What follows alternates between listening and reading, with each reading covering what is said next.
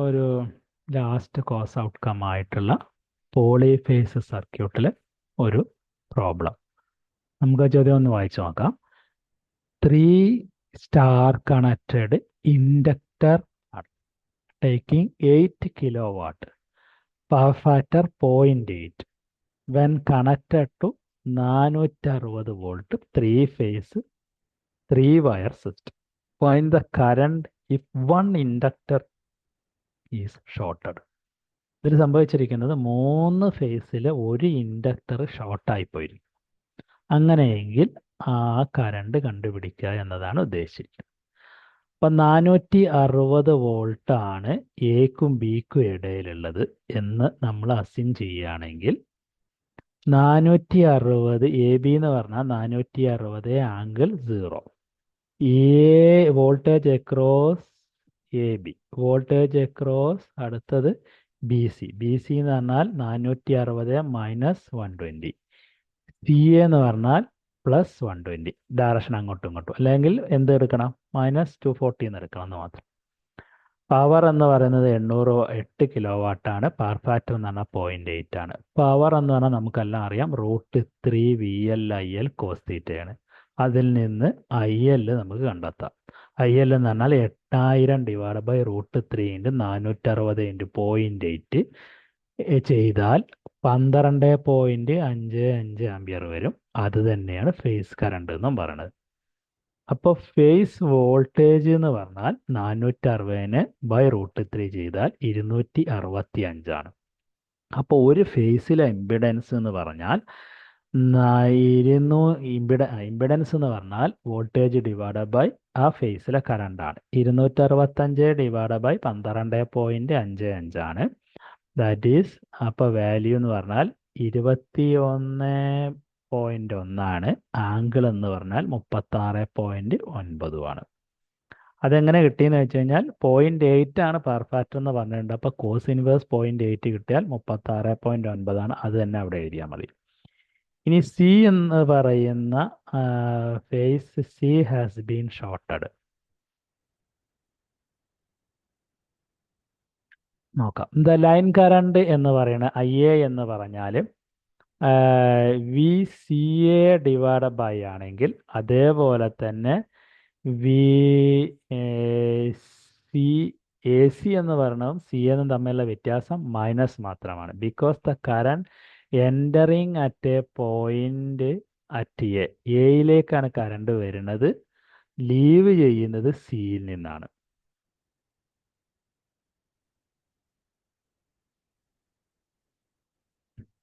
നമുക്ക് ഓക്കെ, അടുത്തത് IA എന്ന് പറയുന്നത് -CA ആണെന്ന് പറഞ്ഞു. അപ്പം മൈനസ് അവിടെ ഇടുക. CA എന്ന് പറഞ്ഞാൽ 460 ആംഗിൾ 120 ആണ്. അപ്പോൾ -21.1 ആംഗിൾ 36 കിട്ടും. -21.7 83.1 ആംഗിൾ, അതായത് 120 36.9 കുറച്ചാൽ ആ വാല്യൂ അവിടെ സബ്സ്റ്റിറ്റ്യൂട്ട് ചെയ്താൽ റെക്ടാങ്കുലർ ഫോമിൽ കിട്ടും. IB എന്ന്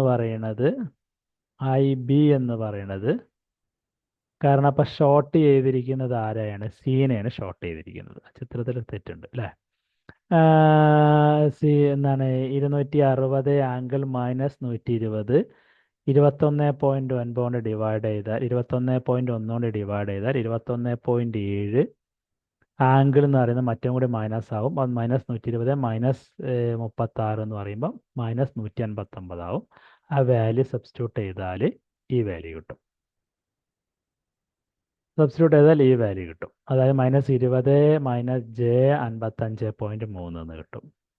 ഇപ്പോൾ ഒരു ഭാഗം ഷോർട്ടഡ് ആണ്. ഷോർട്ടഡ് ആയാൽ ആ കറണ്ട് എന്തിലൂടെ പോകുന്നതാണ്? ന്യൂട്രലിലൂടെ പോകുന്നതാണ്. That is IA + IB + IC = 0 ആണെന്നാണ്. ഇവിടെ 0 ആവുന്നതിന് പകരം IC എന്ന് പറയുന്നത് എന്തിന് തുല്യമായിരിക്കും? IC ഇല്ലല്ലോ, അത് ഷോർട്ടല്ലേ. അപ്പോൾ IC എന്ന് പറഞ്ഞാൽ എന്താവും? -IB - IA - IC ആയി മാറും.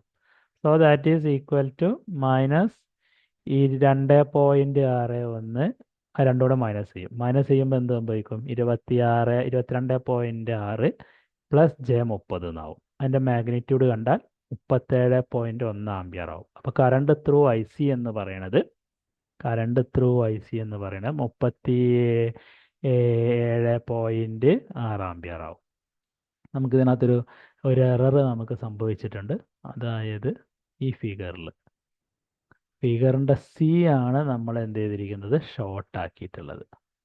നമുക്ക് അതിനെ ഒന്ന് എഡിറ്റ് ചെയ്ത് മാറ്റാം.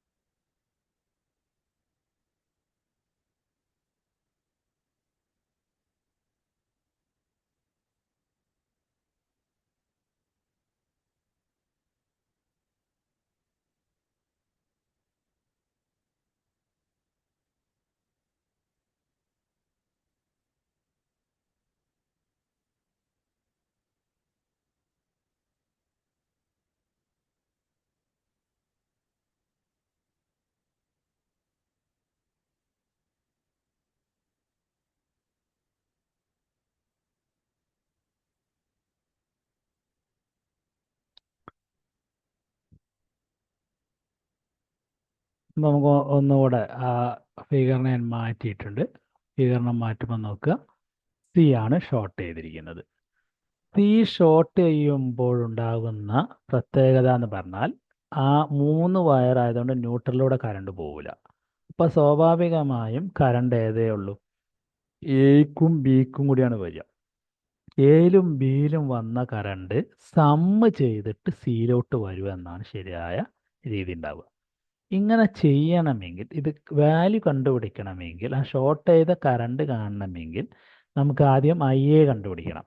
ഐ എ എന്ന് പറയുന്നത് ലൈൻ കറണ്ടും ഫേസ് കറണ്ടും തുല്യമാണ്. പക്ഷെ അതിന് എന്ത് വ്യത്യാസം വരുന്നുണ്ട്, മാഗ്നിറ്റ് മീൻസ് ആംഗിൾ കൂടെ ഉണ്ട്. അതായത് ജസ്റ്റ് അങ്ങോട്ട് ആഡ് ചെയ്യാൻ കഴിയില്ല. 10 മറ്റേത് 20 ആണെങ്കിൽ 10ഉം 20ഉം ചേർത്ത് 30 ആംപിയർ പോകുന്നു എന്ന് പറയാനായിട്ട് പറ്റൂല. കാരണം അവിടെ എന്തും കൂടെ ഉണ്ട്, ആംഗിൾ ഫാക്ടർ കൂടെ വരുന്നുണ്ട്. അത് എക്കും ബിക്കും ഇടയിലുള്ള ആംഗിളാണ് 0 എങ്കിൽ സിക്കും എക്കും ഇടയിലുള്ള ആംഗിൾ 120 ആയിട്ടാണ് നമ്മൾ ചെയ്തിരിക്കുന്നത്, പ്ലസ് 120. അതേസമയം ബിക്കും സിക്കും ഇടയിൽ മൈനസ് 120 നമ്മൾ ഇട്ടിരിക്കുന്നത്. അതിന് പുറമേ ഉള്ള ഒരു പ്രശ്നം എന്ന് പറഞ്ഞു കഴിഞ്ഞാൽ എ സി ആണ് നമ്മൾ ആദ്യം എടുക്കുന്നത്. അതിനും പറഞ്ഞിട്ടുണ്ട് കറണ്ട് എൻ്റർ ചെയ്യുന്നത് എയിലൂടെയും കറണ്ട് ലീവ് ചെയ്യുന്നത് സിയിലൂടെയുമാണ് എന്ന്. ഫിഗറിൽ സിന്നും എൻ്റർ ചെയ്യുന്നതായിട്ടാണ് കണക്കാക്കിയിരിക്കുന്നത്. പക്ഷെ അങ്ങനെയല്ല, കാരണം സിയിൽ നിന്ന് പുറത്തേക്ക് പോകുന്നു എന്നതിന് കണക്കാക്കുന്നത് കൊണ്ടാണ്.